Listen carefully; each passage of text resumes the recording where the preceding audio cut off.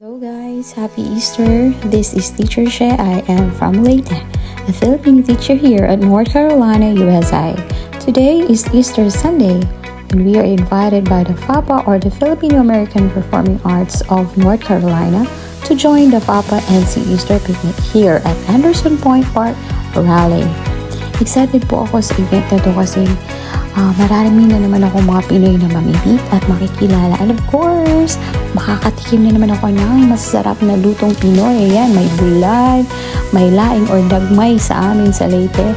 At yan, ginataang tulingan at fried chicken. Marami pang iba. So, excited ako sa mga pagkain. Ganito na miss ko na talaga. Medyo huli na kami na dumating, kaya mga alas 2 na kami dumating dito kasi from our place papunta dito sa venue is about 1 hour and a half, so matagal yung biyahe namin, pero worth it naman. Kitang-kita naman, di ba? Mag-enjoy ka talaga, makikita mo maraming mga kapwa Pinoy, tapos may mga pag-games pa sila, yung mga kids nag-enjoy talaga.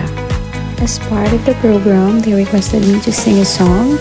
Ano ba naman ang isang kanta para sa pasasalamat sa lahat ng naitulong ng Filipino community, sa lahat ng mga teachers, mga bagong teachers dito sa North Carolina.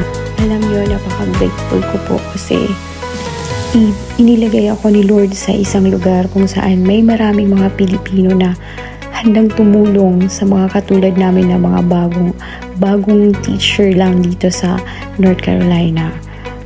Naalala ko nung dumating kami dito sa North Carolina, wala talagang laman yung house namin. Wala kaming bed, wala kaming mesa.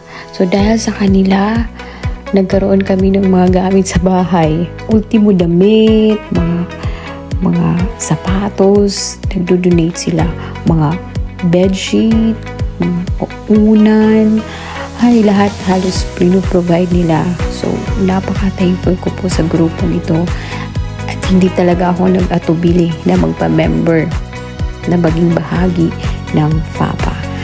Kaya sa lahat ng mga teachers dyan na gustong mag-apply at makapagturo dito sa USA, huwag po kayong mawawala ng pag-asa. Apply lang po ng apply because God will give it to you at the right time. Tiwala lang po.